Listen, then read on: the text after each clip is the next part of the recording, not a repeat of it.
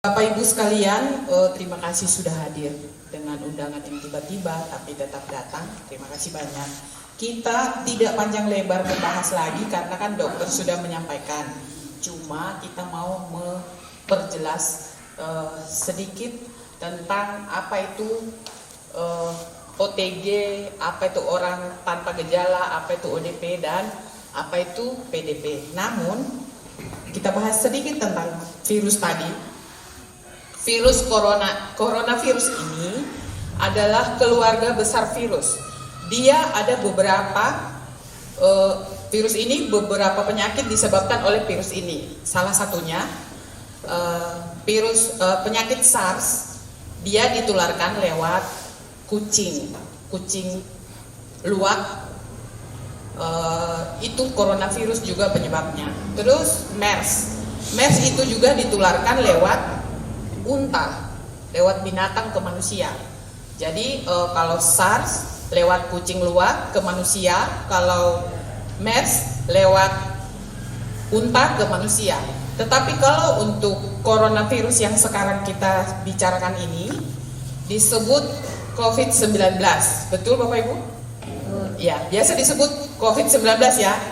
Jadi coronavirus nama keluarga besarnya mereka adalah coronavirus yang menyebabkan beberapa penyakit infeksi pernapasan.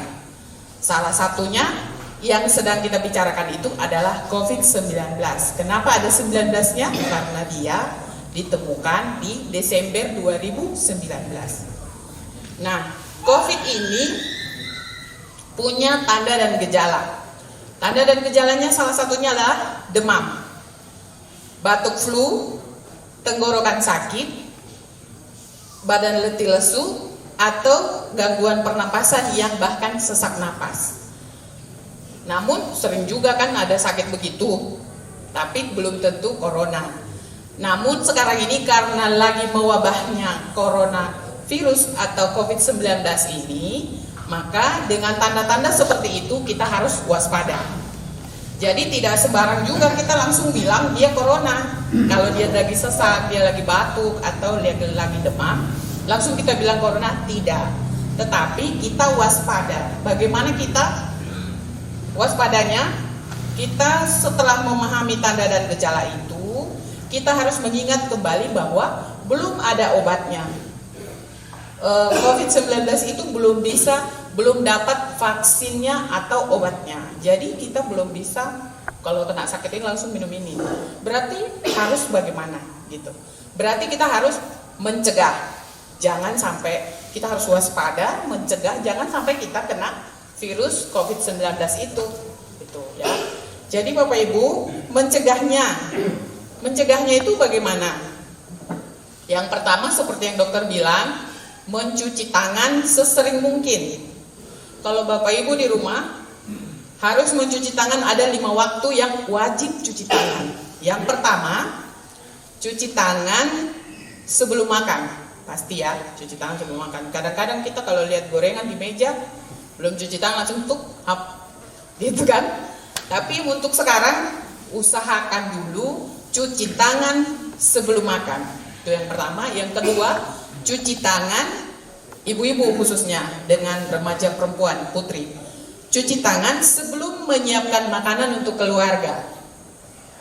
Terus cuci tangan sesudah buang air kecil atau buang air besar. Terus cuci tangan ibu-ibu untuk menyusui anak. Sebelum menyusui anak cuci tangan dulu. Nah, setelah itu, setelah kita melakukan aktivitas sehari-hari, baik itu cabut rumput kah di depan rumah atau apa semua itu, cuci tanganlah dahulu setelah melaksanakan kegiatan itu. Cuci tangannya harus pakai sabun. Tidak boleh, kalau virus COVID-19 itu dia larut dan mati pada deterjen. Sabun mau jenis apa saja, mau Rinso, mau Daya, mau sabun batang, mau apa. Yang penting deterjen, sabun. Jadi cuci tangan pakai sabun dan dibilas dengan air mengalir. Puji Tuhan, kalau tadi Bapak Kapus bilang sudah hampir semua Salaven dan Waigama mempunyai air mengalir di depan rumah untuk cuci tangan, tapi ada sabunnya nggak? Siap, terima kasih banyak. Yang kedua, yang harus kita ikuti untuk mencegah COVID-19 itu. Yang kedua tuh, makan sesuai aturan, jangan sampai terlambat-terlambat makan, karena supaya imun kita kuat. Makan di sini ikan banyak, makan ikan itu proteinnya tinggi sekali, bagus untuk kesehatan. Kalau orang kesehatan bilang makan gizi seimbang, tetapi gizi seimbang itu apa? Yaitu ada sayur, ada ikan, kalau memang bisa ada susu buat anak-anak yang balita lebih bagus. Begitu, jadi setelah itu harus istirahat yang cukup. Istirahat yang cukup, olahraga.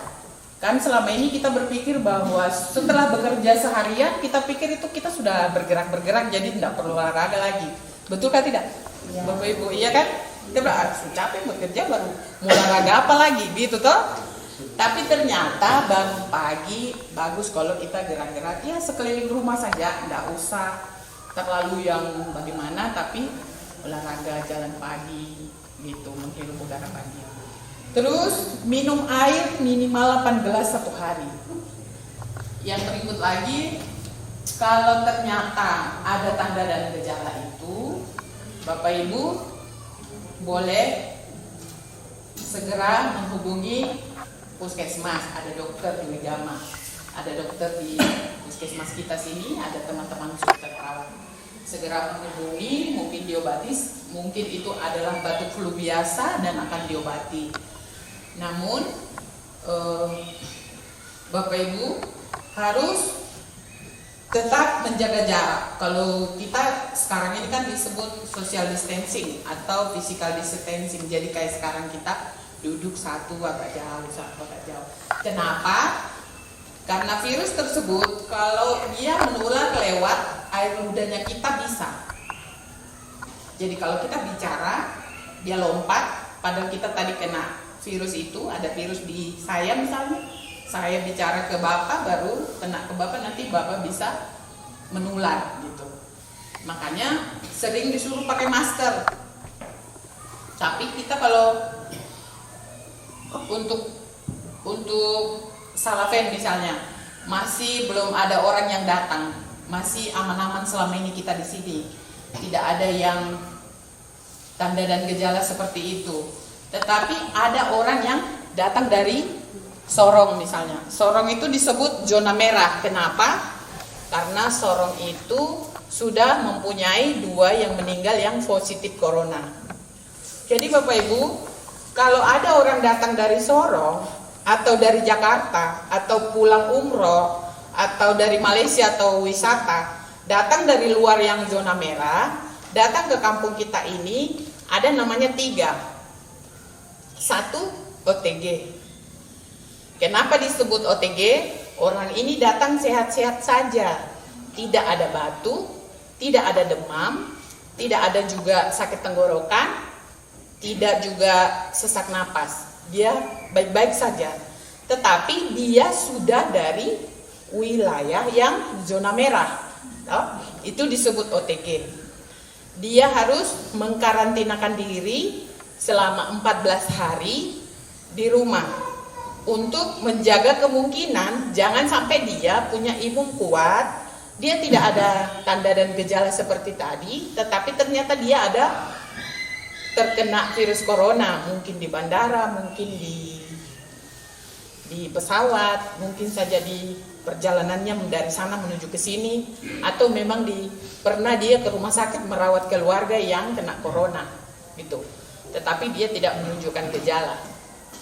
Itu disebut OTG. Nah, kalau ternyata dia datang, dia ada batuk sedikit, ada demam sedikit, atau sakit tenggorokan sedikit, tidak parah tapi ada batuk flu, ada sedikit demam gitu. Dia juga disebut ODP, orang dalam pengawasan. Kan batuk bisa saja karena masuk angin, demam atau apa bisa saja karena capek atau kurang minum air putih, bisa saja. Tetapi dia datang karena dari zona merah, tetap kita harus waspada. Tapi disebutlah dia namanya ODP, orang dalam pengawasan. Nanti petugas dokter dan petugas puskesmas akan mengawasinya. 14 hari akan diukur suhunya dan akan dirawat memang kalau perlu dirawat. Terus disebut lagi PDP. PDP ini bila tanda dan gejalanya sepertinya mengarah ke sana, ada sesak napasnya, ada ini disebut PDP. Tetapi OTG, ODP, PDP, semua itu kita belum bisa bilang positif corona karena belum diperiksa dengan laboratorium atau di rapid. Nah, jadi kita belum langsung bilang dia corona. Itu kita tidak boleh ngejudge orang langsung bahwa itu adalah corona. Dia corona, jauh-jauh dari dia. Bukan begitu ya Bapak Ibu. Jadi orang yang datang pun tetapi harus sadar diri, mengisolasi diri sendiri. Kalau di rumah ada keluarga yang lain, silahkan kamarnya sendiri. Jangan campur. Menunggu 14 hari. Kenapa 14 hari? Karena 14 hari itulah masa inkubasinya penyakit itu. Dalam 14 hari itu kita akan melihat benar apa tidak, memburuk atau tidak keadaannya. Kalau dokter sudah kasih obat dan dia membaik, berarti dia hanya mungkin masuk angin, jadi dia kena batuk, mungkin kecapean, jadi dia demam gitu. Ya, Bapak Ibu. Terus setelah itu kalau ternyata dia memburuk penyakitnya semakin parah dan dokter akan menentukan bahwa dia PDP akan naik ke akan disebut positif, berarti dokter semasa PDP-nya itu pasien dalam pengawasan itu semasa itu maka dokter akan mengirim sampel atau kalau ada rapid di rapid test. Tapi di rapid test juga ada kelemahannya. Rapid test itu terbaca bila virus itu sudah masuk di dalam darah kita. Sedangkan prosesnya dia masuk ke dalam tubuh, dia akan diam kurang lebih 4 hari di tenggorokan.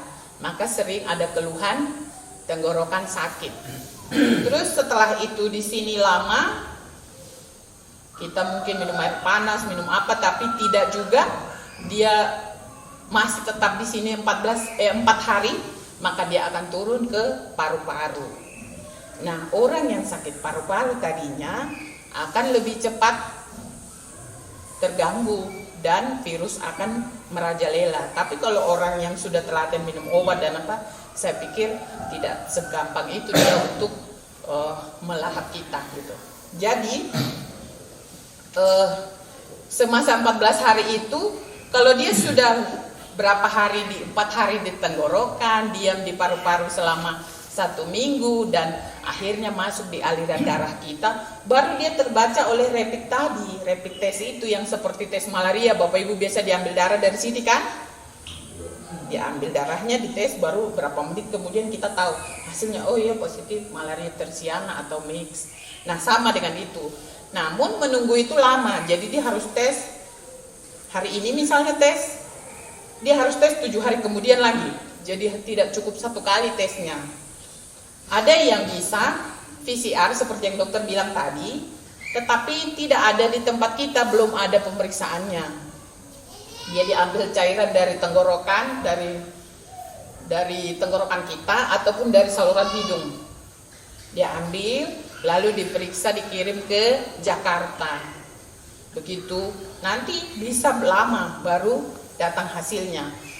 Seperti ada kejadian dikirim hasilnya, orangnya sudah meninggal, baru datang beritanya bahwa dia adalah positif.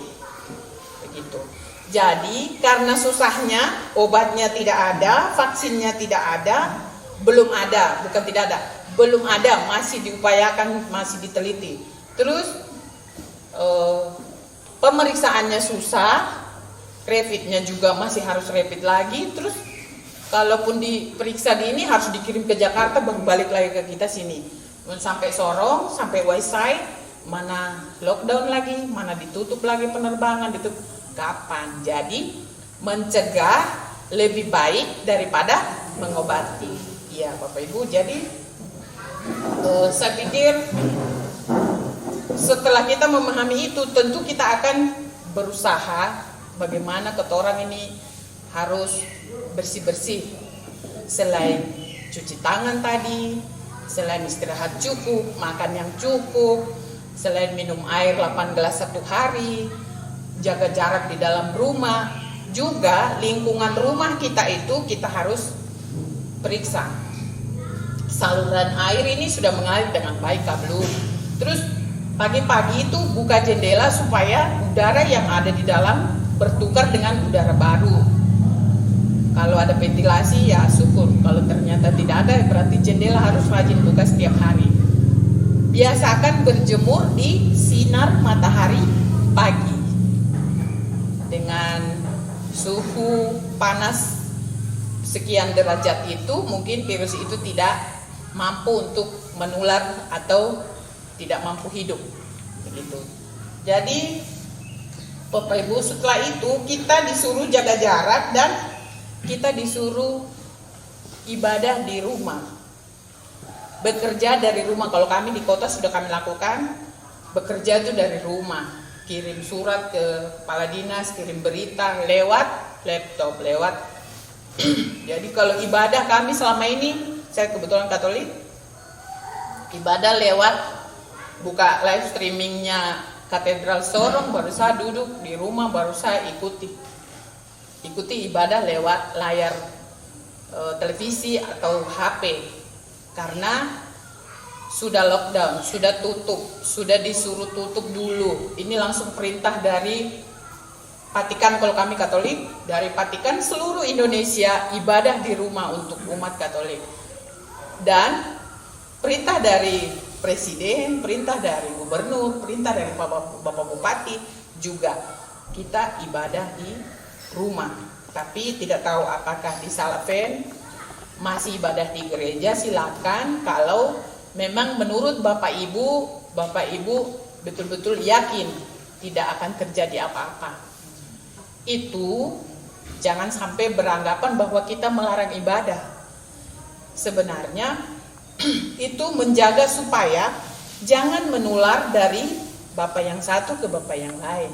Jangan sampai kita bilang, itu kan sapu kakak, jadi kalau sapu kakak saya harus ini. Padahal kita tidak tahu nanti kita akan kena juga kalau kita terlalu dekat atau bersentuhan, karena kita tidak melihat virusnya dengan mata gitu. Jadi kerja memang Bapak Ibu susah ya kalau dibilang kerja dari rumah. Kalau di kampung tuh kerja dari rumah bagaimana? Kira-kira bagaimana menurut Bapak Ibu? Bisa kah tidak? Kalau kami di kota dibilang kerja dari rumah, kalau Bapak Ibu bisa?